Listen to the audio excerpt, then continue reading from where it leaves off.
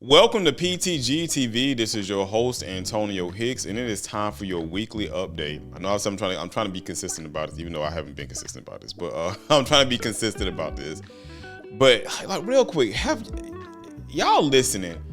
If you've had COVID, do you still have any like lingering effects from like having had COVID before? Like I was talking to one of my coworkers today because I'm like I still have the brain fog. Like I still get the brain fog, and I'm only 45, and it's for forgetting so much is wild to me because I'm like, there is no way I should be forgetting the stuff that I forget. And I know a lot of it came from having COVID, but it's weird that I still have it right now. I mean, you're talking about years later. And so I've been having this issue of just being so lethargic. Like I am tired, and I eat right, and I work out and I exercise. But even when I'm working out and I exercise, when I want to work out, I have to push myself through it. And like physically, I don't feel like I'm not sick with anything. So it's not like I've contracted something. I'm not sick with nothing. But like I am like physically drained a lot of the time. And a lot of people say, oh, well, like my therapist would say, oh, it's because it's the wintertime, wintertime for stuff to start dying off, and it's time for you like to rest up. And I'm like, still to this degree, man, I shouldn't be feeling so tired. You probably can just see it in my eye, in my eyes too. And it's not like I'm working extremely hard, even though I do work hard, but it's not like I do wake up at the crack of dawn, but I'm not working and grinding all day long until the day ends. I'm not doing any of those things. So it's for me, I'm like, why am I so tired? So I bring it up to say, I talked to one of my coworkers today. And he's an older guy, like he's in his, I think he's in his 60s, late 60s. And so we were talking, and I asked him, I was like, hey man, have you found that since you've gotten older, like you've been more tired? And he was like, yeah. He said, but what's weird to me is, and he asked me before I could even say anything, he's the one that even brought the COVID thing up to me because I'm still trying to figure something out. He was like, have you had COVID? And I was like, yeah, I had COVID. I was like, why you asked that? He said, because me and my wife had it. And he was like, a lot of our friends had it. And he was like, they feel the same way. Like they're just extremely tired all the time. He said, I wake up and it's like, I don't want to do nothing. I'm like, I'm not that bad. I'm like, I want to work, but I don't want to do some of the things that I know I should be doing, especially like when it comes to working out. Like I know I should just get up and hurry up and work out and just knock it out of the way. But sometimes I'm in the mood for it, and sometimes I'm just really not. And but even like I said, when it comes to working out, I have to make myself and push myself through it because I know I need to do it and it's what's best for me. But it's like, man, it's a task just to even do just that. So yeah, I'm just wondering, anybody else experiencing the same thing? So, if you are, just, leave a comment in the description in the content. If you had COVID, and if you're still feeling some of the effects from it, because I really think it's wild. Because I try to eat right, I do intermittent fasting, I juice, so I try to drink some celery juice and stuff. I take my vitamins, I take vitamin D and other stuff, and pause on that. I do take vitamin D, and I take other stuff, just to get my supplements and stuff in. But man, it's like I'm tired. And it's like I can't catch enough sleep, and I think that's the other thing too. But I've never been a good sleeper, so I never slept all night long. I've never been one to sleep. I look up to those who can sleep like 8 to 9 hours. I admire you all. I am jealous of you. I have never been able to do that. Ever been able to do that. Even since I was in high school, I've never been able to do that. So if you can do that, give me some of what you're getting, or let me know what you're doing, because I have tried all of the things. I have taken medication and none of those things work, and I am just exhausted because I only get probably about a good 5 hours of sleep a night. And so my therapist was like, I need to try this, which I do, take a nap throughout the day. So even when I get done working, sometimes I try to take like an hour, if I can even. And that's the other thing too, I can't get a good nap in. I know I'm not getting on the topic, but just a conversation about issues and stuff. It's like, even when I get a nap, I can't get a good nap in, because when I try to take a nap, I probably might get a good 35 minutes of it, because I'll start hacking and coughing. My allergies start acting up.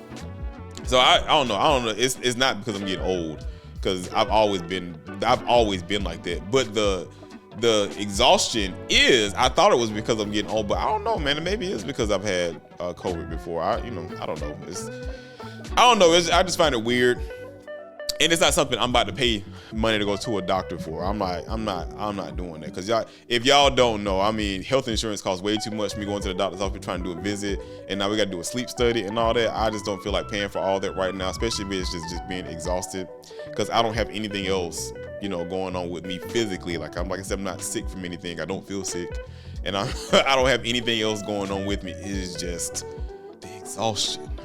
And it could be because I'm getting older, because I am 45 years old, but Jesus Christ. So I want to do, for this weekly update, to get back on topic, I wanted to do a tech talk episode of new technology that's coming, is out right now, and what's being worked on. And it's a couple of things that you probably have already heard, but I found was like real interesting. Some of them people don't know about, but I found them real interesting. So one of the things that Skynet is working on, I'm sorry, Google is working on. I'm going to always call Google Skynet because Google to me is Skynet. And if you do not know who Skynet is, Skynet came from the Terminator movies. Google has brought out their Gemini AI model. So they brought out the Gemini AI model to compete with ChatGPT 4's AI model because they had ChatGPT 3, but they advanced to their GPT-4 model, which can do, like, you can drag and drop images into it. And it's supposed to be, well, it does, not supposed to, look and sparse through the data of the images itself and tell you what's in the image and give you like comparison like things, or you can do it to inquire about stuff and do like a comparison analysis between like the two, or, something to that degree. And, or it has much more of a fluid human style conversation that comes along with it.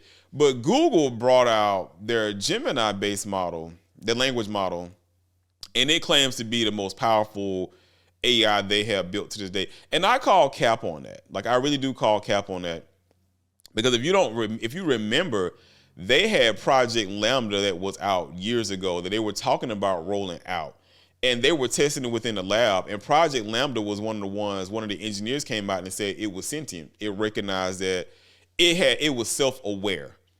And since then, they have not really, they released a lighter version of Project Lambda for Google Bard. So if you don't know about, Google has Google Bard, which Google Bard is BARD, is the same as competing with ChatGPT's, their OpenAI's ChatGPT model, where you can have a conversation and whatnot.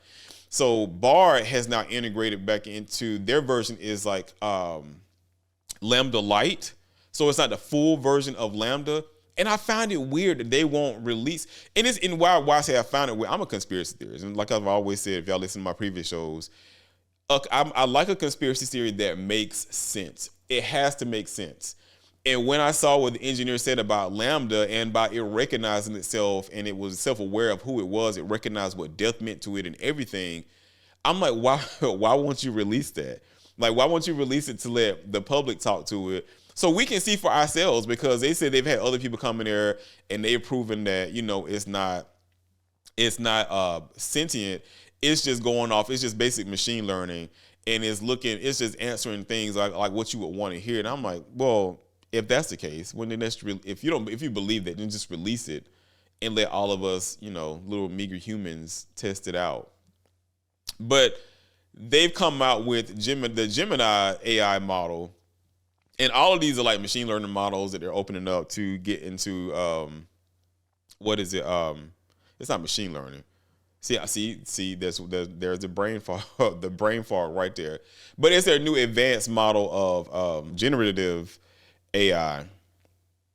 And so the generative AI is able to create new content, output like real time, like conversations and whatnot. And it gets more advanced as they go into like our quantum computers and stuff, which is what people are scared of, because they're afraid that, that the AI really will become sentient, which I am all for. But it says that their Gemini AI model is faster than anything they've ever built before. And I'm like, well, I don't know about that, because I'm like, and I can't tell what another company has built, but it was faster and was not faster. But I think it's on the same level, if not the same level, of their Project Lambda.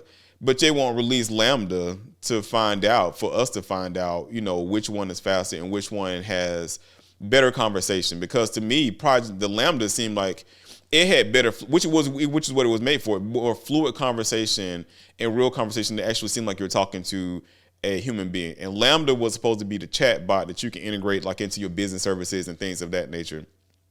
But they won't, like I said, they won't release it.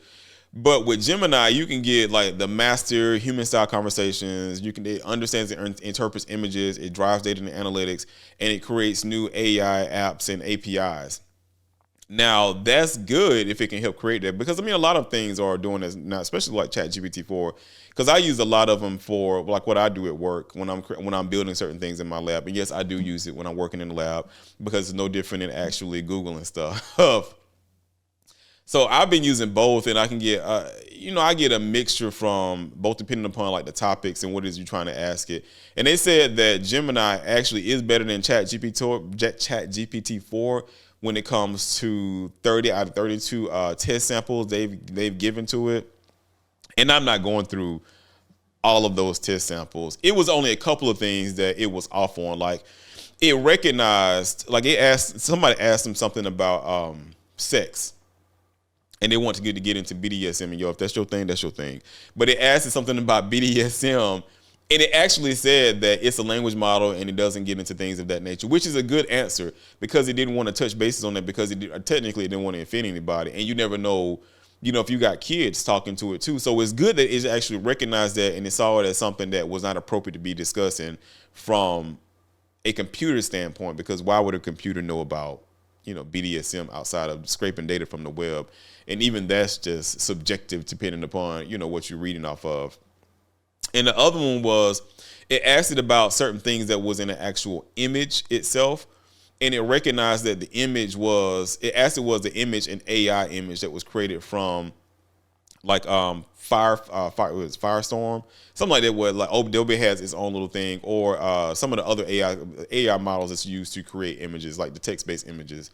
And it recognized that the image that was dropped in there was an actual AI created image, and you can see it from itself. I mean, I post, for those who's watching the video, I post the image up so you can see what the image is, because you can tell that it's an AI image. And ChatGPT 4 couldn't recognize it. It gave out a recipe on what it thought it was.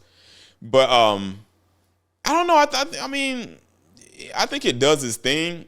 I haven't noticed a difference in it as of yet on what I use it for, because I mean I think for us average users, even when it comes to regular computers, I think it's the same. We don't use them for what the potential behind it, because like even Apple has found itself getting into where its sales are slowing down because their new chips are so good. Like the M1 chips between the M2 chips and the M3 chips, and this is just getting a nerd talk, which is the whole purpose of this conversation, is that they made them so efficient and so reliable on how it computes stuff and how it determines how much power to use and how much RAM to use versus what you're trying to input and throw into it, and what VRAM is allocating for certain resources, to where it's so great that why would you need to upgrade if you have strong enough power in what you have right now? And as far as like if you bought the M1, then you upgrade it to the M2. It's like, why would you need to upgrade to the M3? Because mine, I have like a 16 gig. No, do I have a 16 gig? I think I have a 32 gig. I have a 32 gig M1 chip. I think it's got like 10 cores in there. And I mean, it works perfectly fine for me. Like, I have no problems. It lags on certain things, like when I'm doing my video editing and whatnot. Like, it'll start stuttering up a little bit. But I just think that's the software. I mean, I don't, the graphics card can help out with that. And I don't know, I think it's the software. I know the software is controlled by the CPU and the GPU and what you're trying to do, and then you're trying to render wherever it is that you built or created with the video editing software and or graphic design stuff that's on there. I understand it 100%, but I haven't seen a difference between, even on my PC, my Windows PC, where I have a 3070 Ti GPU and an advanced AMD processing unit that's in there. I think it's a 2-year-old model, but when I bought it, it was like the highest at the time. It still takes almost the same amount of time trying to render stuff when I'm doing some editing on like my desktop versus my laptop. It's almost the same time. Like, I think my laptop will get it done within like a minute faster. But anyway, I say that to say that even with the new AI models they're bringing out, if you're not really throwing a bunch of stuff at it, I don't know that you would necessarily know outside of the images that it can determine, and it can pull information from. Like it's supposed to be able to pull information from like videos. I have not tested that yet, so I don't even know that to be true. And audio, I haven't tested the audio portion of it either. I know images, yes, and I know like text-based stuff, yes. And it can help out with creating code. It can help out with trying to troubleshoot stuff on like, so like I did a lot of troubleshooting stuff with servers when I was creating like a DNS server, and then doing like some routes across my path. So I'm trying to connect two different virtual machines, and then create virtual LANs and stuff of that nature. But that doesn't take a lot of. I mean, it's just helping me out and trying to think stuff through on how to get stuff connected. But I don't know. I mean, I don't know. That's just me. But I think at the end of the day, though, I think that's why I say Google is Skynet, because we're getting there. Because everything in this conversation is like everything is like stacked up on top of each other of where you can see technology is going and how far we getting ahead. Because even with these new AI models, like the EU is putting new regulations in place for us to govern, for them to govern on what they can do and what they're allowing with the AI that's coming out. And I guess to make sure that we don't bow down to their AI overlords, because I plan on being Neo. I don't plan on fighting the machines. I want the machines to come because we have too much chaos going on with these humans, and us as humans, we have problems that we can't seem to work out on our own. And I'm going to quote what Bush said. But Bush Sr. said, maybe it's going to take an external threat for us to come together and work together as a species, as opposed to fighting the way we're fighting right now. I mean, especially with the fighting that's taking place over in the Middle East. But yeah, that's why I say Google is going to be Skynet. I mean, is terrible. With the robotics company they had in there too, with Boston Dynamics stuff they had bought. I think they might have sold a branch of it off, but they did buy Boston Dynamic. And if you don't know who Boston Dynamic is, they have some of the most advanced. They have the most advanced robots. If there are other ones out there, y'all let me know. I haven't seen them just yet, but they have some of the most. They make the videos that's out there too, where you see them doing like backflips. I even saw one recently where they were doing some kickboxing and stuff. So Boston Dynamics, they doing their thing. And that's why I was like, between those robots, and they have the robotic dogs is now they haven't rolled them out in New York City. And I think in a couple other places to help out with the police force.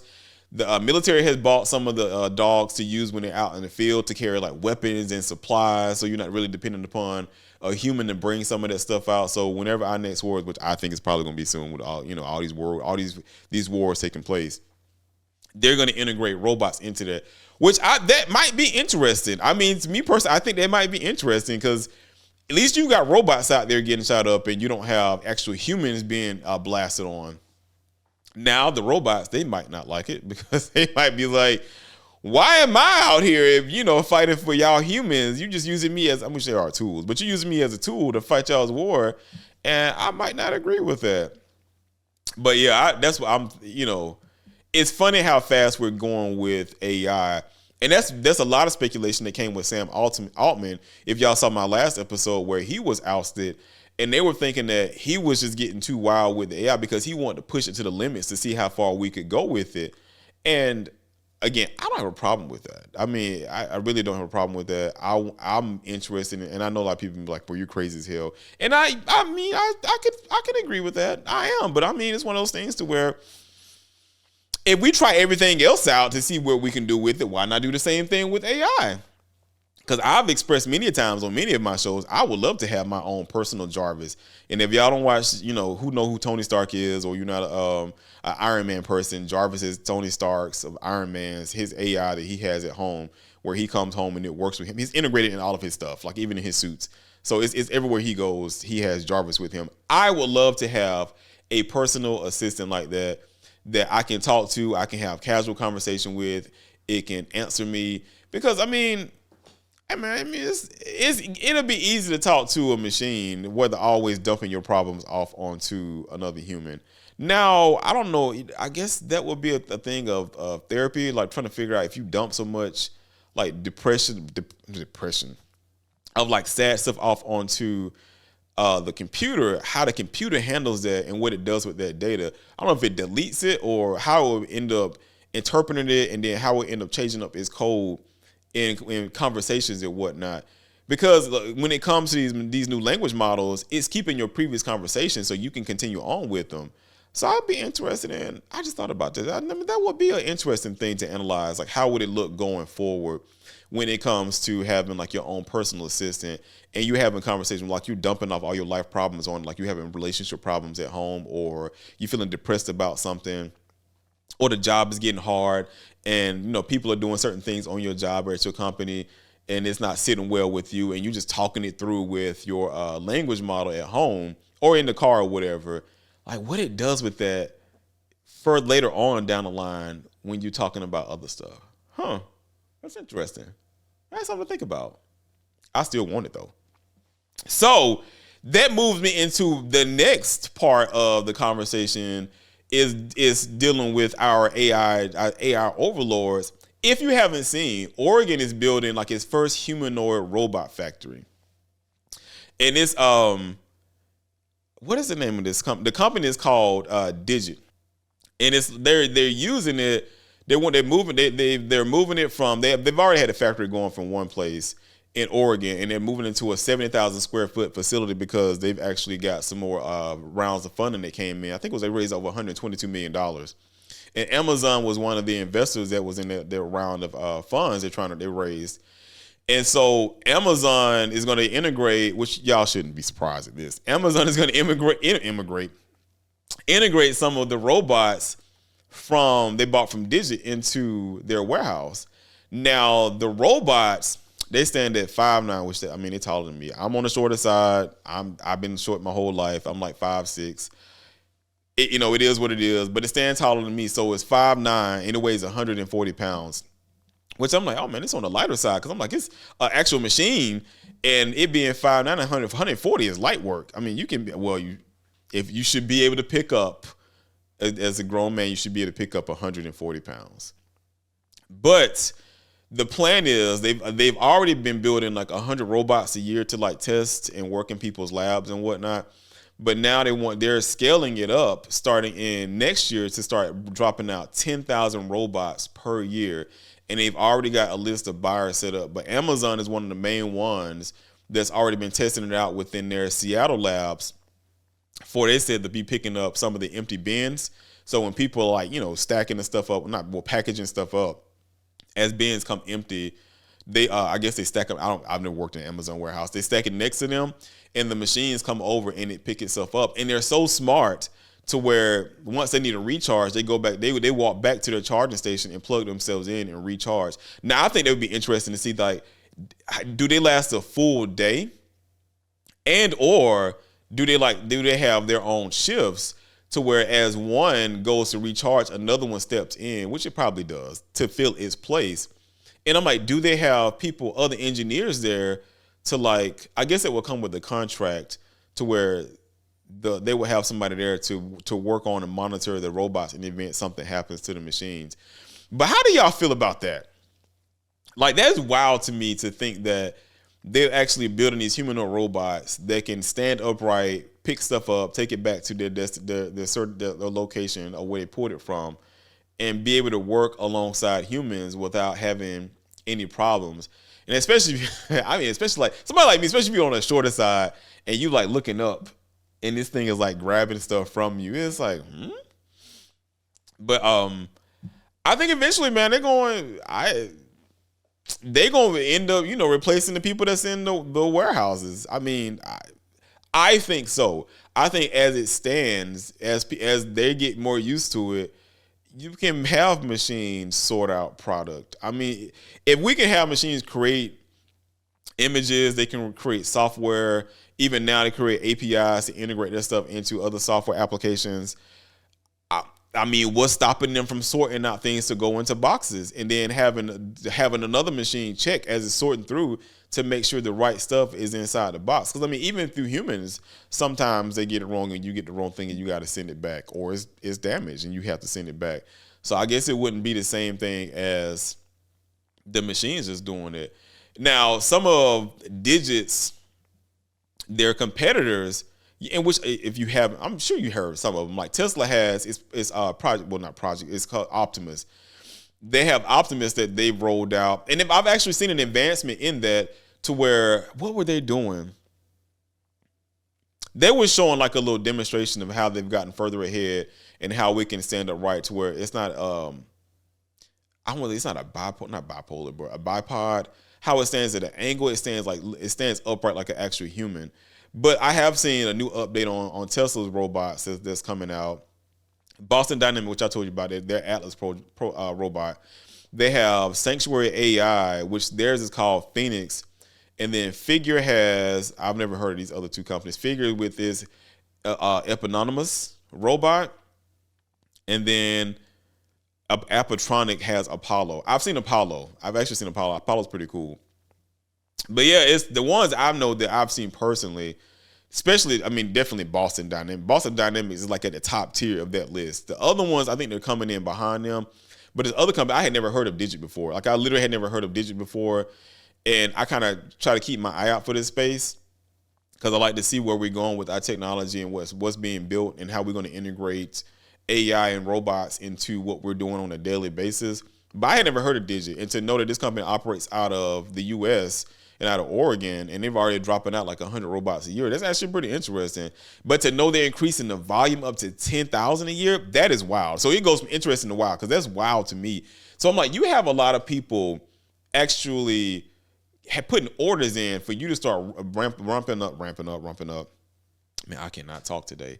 To ramp up production for this. And you've been testing it out for a long time. You've been testing it since 2016. So you've gotten pretty much all the bugs out of it to where it's working out. So I'm like, it's some interesting time. It's to see that where we're going now with AI and then how it's going to eventually start taking over jobs and stuff. And like, the question is like, what are we going to be doing? And nobody can give a legit answer on that because even me working in technology, some of the stuff that I do, it can be automated, but some stuff I do, it can't be automated. Like I work in a data center and I don't know too many machines. Yeah, I can think of a way, but I can't think of a way of how a machine can come in there, stack up some servers, wire them up, pull in like SFPs to connect to like your fiber optic circuits or copper.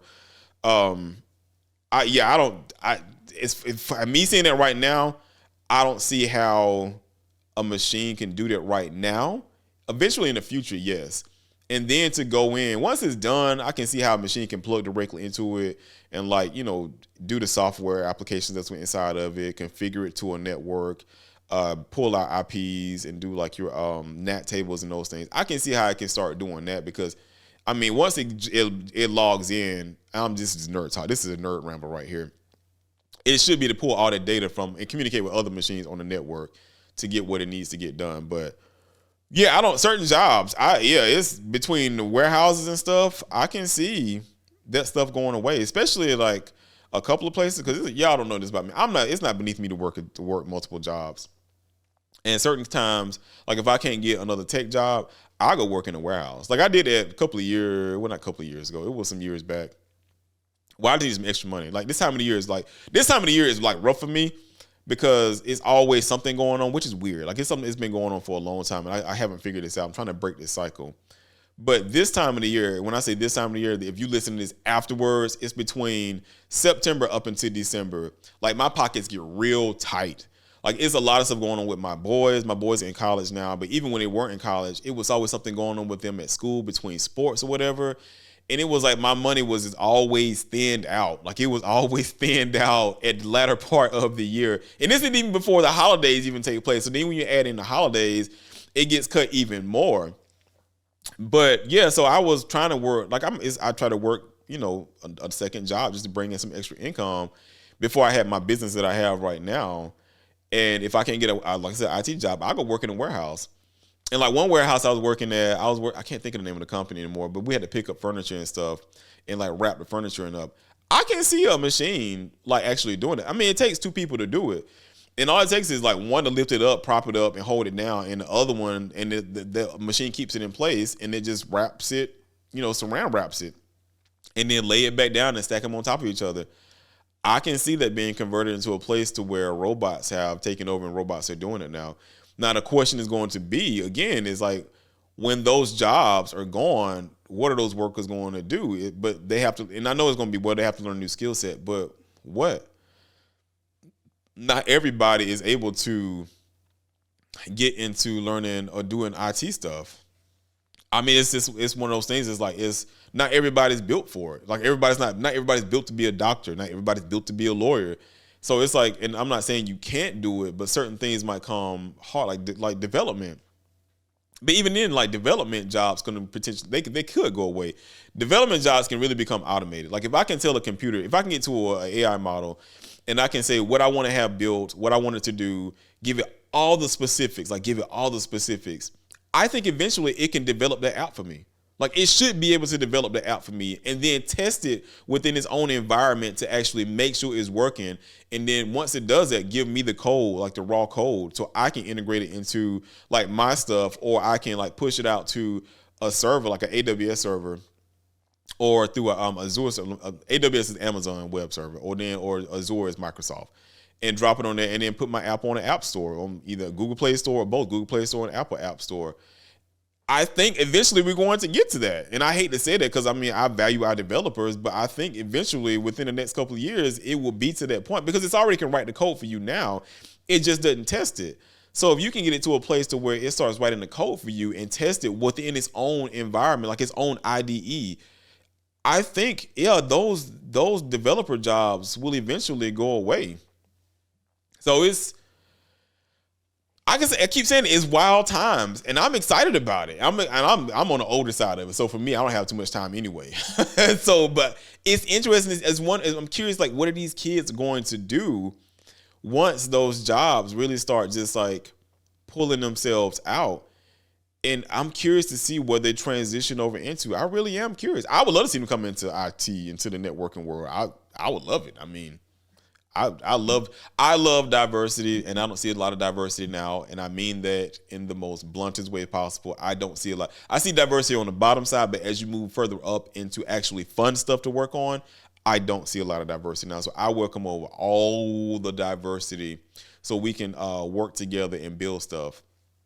Now you can still work hand in hand, but yeah, we just work together and build stuff. But yeah, I'm excited about the new AI models that's coming out. I'm excited about quantum computing that's coming out. And I think with one of the other topics I'm going to talk about at the latter part of this is I think it's going to help out with the quantum computing itself.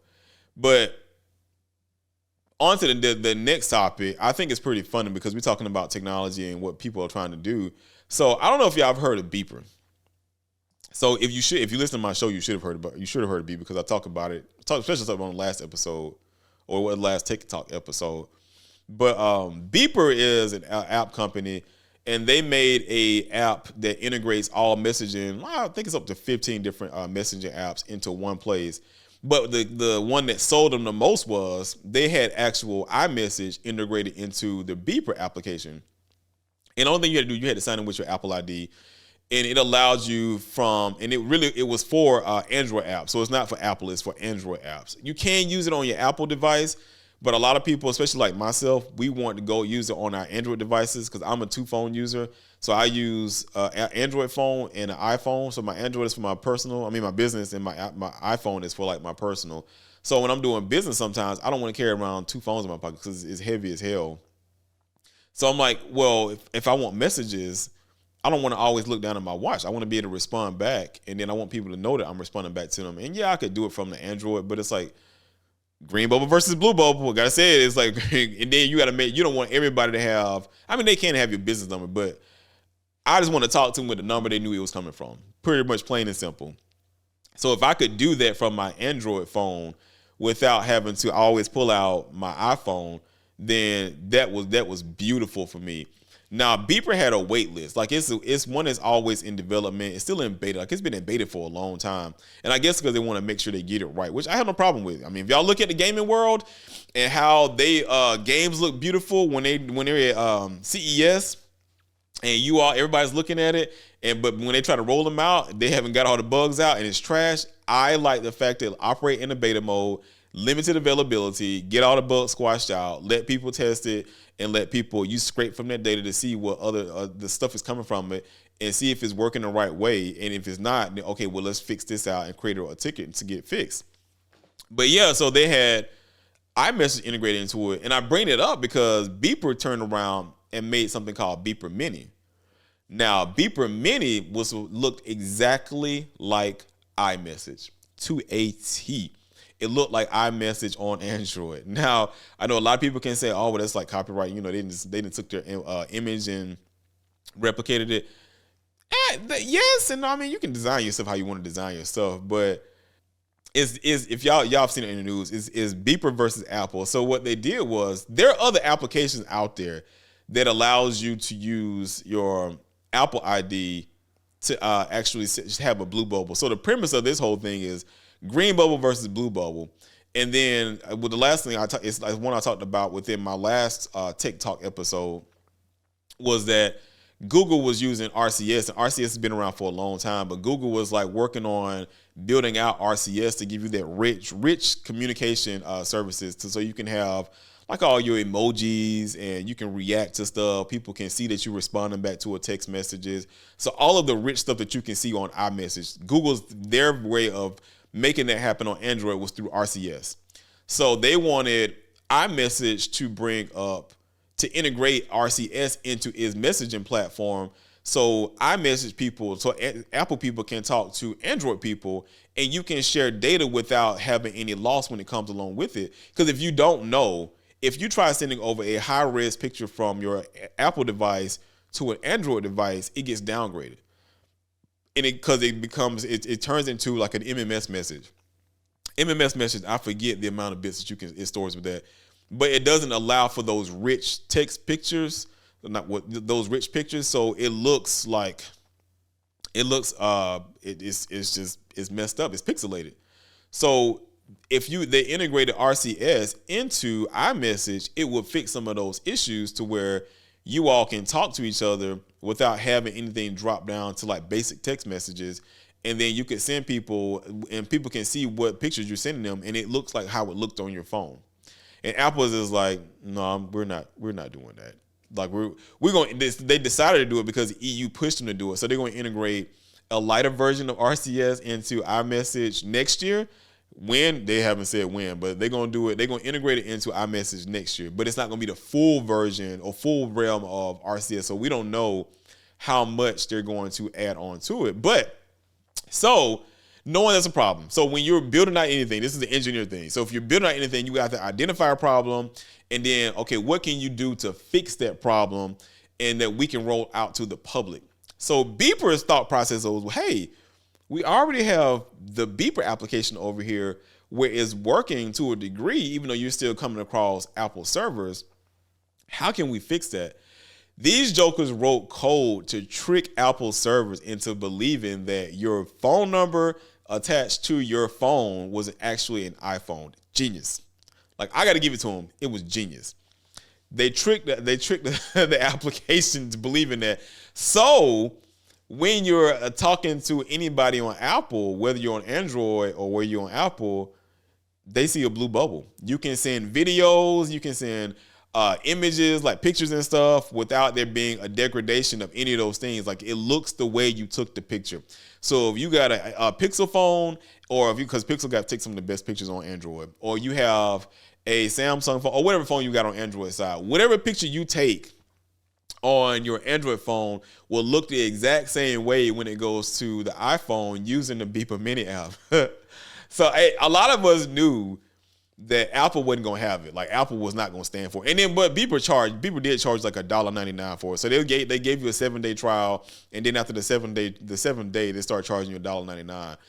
And so Beeper didn't know how people were gonna take it, because especially it being a paid for app.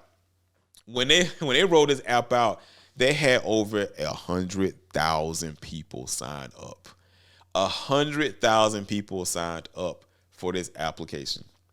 Now, you take that into dollar amounts.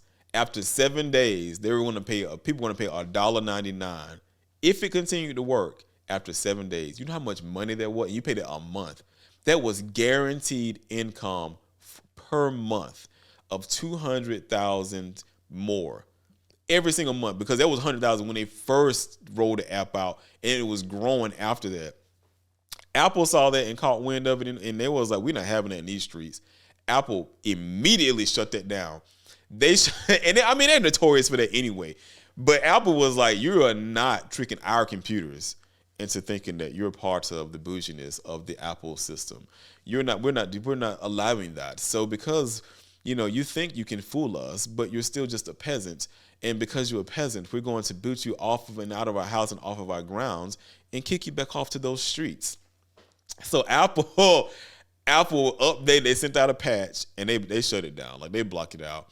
And so they've been trying to work on it. And they stopped taking payments from people. They did stop. They didn't take any payments from anybody. They froze it.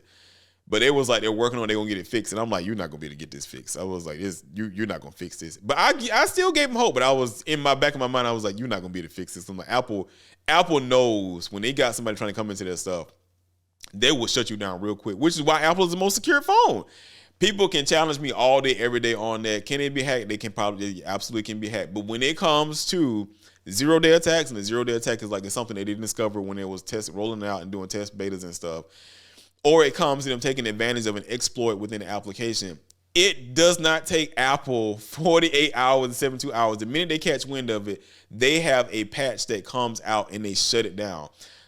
Android, not so much. Not so much. Not at all. So now Beeper has been fighting with them, trying to get access again, because the other way people did it was, I guess I didn't explain the other side. The other way people would do it was with their applications was they would have like it's not a server farm. It's an Apple. They have Mac Mini. So if you don't know, you don't know the different various computers within the Apple universe. So you have your standard MacBook Pro. You have your MacBook Air. Then you have your MacBooks. And then on the desktop side, you have your iMacs, which is like the one thing with the screen on it and the little small computers on the bottom of it. Actually, pretty cool technology they have to just shrink a computer down to that size. Then you have your Mac Mini, which is the smallest thing. It's like a small little tray. And then you have your the Mac Hub, I think it's called. The newest one that just came out, the Mac Hub. And then you have your Mac Pro, which is a large, super expensive desktop computers that you see in most movie studios and recording studios. But to get it to work, a lot of people they were making a server farm out of the Mac Minis. So when they did authentication, so you would have to create an Apple ID and it would come across the Mac Mini, and then from the Mac Mini, it would point the traffic through Apple servers and then take it down that way. Almost, now security-wise, that's not that secure because it's almost like a man-in-the-middle attack. And if you don't know what it is, it's like your data is coming through a network. Somebody's positioned themselves in the middle of your data. They've identified themselves to trick themselves, the network thinking that they're a part of it. And the traffic comes into whatever server this is, and that server spits it back out to the appropriate side to finish the authentication part of it. So to me, that's not as secure because your data is coming across somebody else's server farm of their Mac Minis. And anybody could spoof or get in there and look into that data and see what's coming across, text message, the phone call, whatever. And they could either listen in on it or they can read some of the text messages before it's sent back out to the Apple server or while it's being sent back out to the Apple server because it's coming across those Mac Minis. And I don't care what anybody says, people don't, it's secure or no, it's not, because you're going across somebody else's stuff. And that's just my opinion. But that's a hack to get into Apple's network. What Beeper did was they actually wrote code to trick the actual servers, which I thought was more genius than the other side. The other side was a quick fix. This side was like they actually figured it out. They fixed it so where if you cared that much about the blue bubble, you could look like the blue bubble and actually come through there and come into Apple's network. But not anymore. Apple shut it down. And then they said they fixed the part where you can connect to it, but you got to create an Apple ID. So I had been trying to do this. So I was like, let me just create a dummy Apple ID to try it out to see if it's going to work. Because I was trying to sign it with my own personal Apple ID and the two-factor authentication wasn't working on it because it has to authenticate onto Mac server. And Mac is like, this is not, I guess from their standpoint, there is the software was saying this is not coming from a device that we know about. that's an actual Apple computer. Because I wonder if they actually have an IDE tag or ID tag, not an IDE, an ID tag within their devices to actually determine if it's an Apple device. They have to, versus an Android device. But so in the two-factor authentication was not working. And I went into a forum and a lot of people was having that same issue to where that the two-factor authentication wasn't working on their devices either. It doesn't matter what they try to sign it on. Either it was their Apple Watch, their iPad, or whatever. And I forgot about iPad, one of the computers, but their iPad, it wasn't working. So they was like, well, go and create your own Apple ID and sign up to that. Let me tell you, that does not work anymore. I would create Apple IDs for work. Like we had to, where I work at, we have to test particular devices. So I have to create an Apple ID outside of an iPhone to sign into the iPhone or whatever we're using to test devices on our network. But if you try to create it now from the web, it wasn't allowing it. So I guess Apple has finally shut it down and was like, you can't, unless you're using off a actual Apple product, they're not allowing you to create an Apple ID. So it's like whatever their fix was, unless you already, well, no, it doesn't work. It does not work. And so it got so bad, Senator Elizabeth Warren, she got involved with it, and she was saying that Apple should be shutting people down like that, and they should want to work in a system to where, you know, their devices can talk with other devices and it not be an issue. And I stand with Apple on this. Hey man, this is my house. I don't have to work the way y'all want me to work with y'all. This is my house. You can text your friends, you can text your family, but you limited to a certain amount of characters, and you limited to what kind of pictures you can send them if you send it to a device outside of an Apple device. That's how it works in my house. You don't like it, you can go get an Android. Now, that's a little arrogant, yes, but I mean, you can't tell a company what to do with their product. Because I'm like, Google doesn't do that. So I mean, you're not making Google do stuff to work with Apple. They're not. So, but people in Apple, they're used to Apple's ecosystem, and and Android people are used to their Android ecosystem, no matter who the manufacturer is. So, but yeah, it's gotten a little raunchy to where you got senators and other people getting involved in it. But it's still pretty funny because the hack that they made was ingenious. I mean, I keep saying it, but it is ingenious that they was able to do that. But Apple was just like, no, we're not having that. We're gonna shut that down. So to go on to the next part to kind of wrap this whole conversation up, I thought I saved this one for last because this is like, to me, one of the coolest things that I've been waiting for a long time, and I can't wait so they can get it down to where we can use it in actual home-based systems. So I don't know if y'all been following that Microsoft has really worked on using silicon. Well, we already have silicon now, but using quartz plates as servers or storage units. So the first time you probably saw this was on 2001's A Space Odyssey. If you haven't seen that, I don't know what you're missing out on. That is a sci-fi original. You're missing out on some good content. You got to watch 2001 Space Odyssey. That's like one of the original godfathers of stuff. I think it came out in like 1968. But so we've been working on trying to use quartz as a storage, as a backup. Why? I have no idea. Like, I don't even know who was the first person even thought of even using that as a storage backup. But Microsoft has actually figured out. Microsoft bought into it, and they figured out. So back in the 1970s, Bell Labs was one of the ones, the first one to actually make it work. So 1968, you had 2001: A Space Odyssey, a sci-fi movie. And then I guess some of the nerds, Bell Labs was like a major nerd center. Like they had a ton of engineers, data scientists, everybody that worked up in there. And it was like, let's see what we can build in this place, which is where a lot of our networking stuff comes from. It comes from Bell Labs. And so it's part of the Bell company. So I'm a part of it. I come from a Bell family. Like, my father retired from the Bell company and stuff too. But they worked on it. And then they kind of just like let it go to the wayside because it wasn't picking up the steam like they wanted to. They made it work to a degree. But I guess it was a lot of work back then in the 1970s to get it to work the right way, because you have to use lasers to be able to write the data that's in there and then be able to erase the data once you have it written in there. So in the 1980s, DuPont and the University of Arizona, they started conducting their own research with it, doing like storage, doing stored information in like fiber made glass. So then Microsoft came in 2016 and they started Project Silica. And from that point on, they've been trying to knock it out of the park. So they laid the groundwork for Project Silica, like I said, back in 2016, and they've made all kind of advancements in it. They did record-breaking storage density. They demonstrated data storage density exceeding 7 terabytes per square inch of this quartz crystals.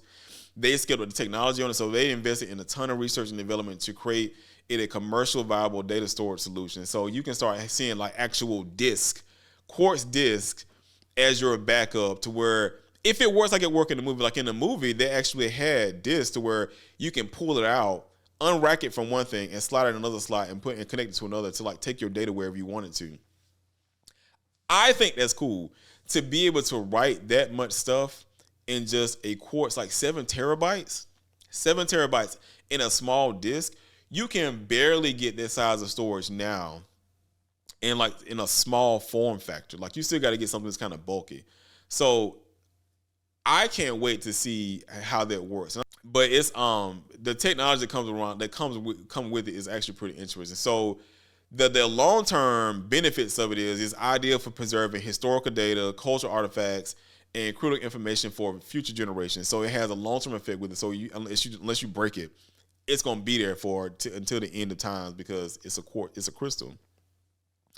Some of the resilience of it is resistant to fire. So you got it's resistant to fire, it's resistant to water, it's resistant to electromagnetic pulses, making it more secure and reliable than regular storage solutions. So even if you fire an electromagnetic pulse, that can fry anything and everything. So if you have a ton of like gamma radiation or bursts that we see coming from the sun sometimes, you get a warning to say, well, it might potentially short out some of our computing system, which it does to a degree, certain things to a degree. But this is resistant to it.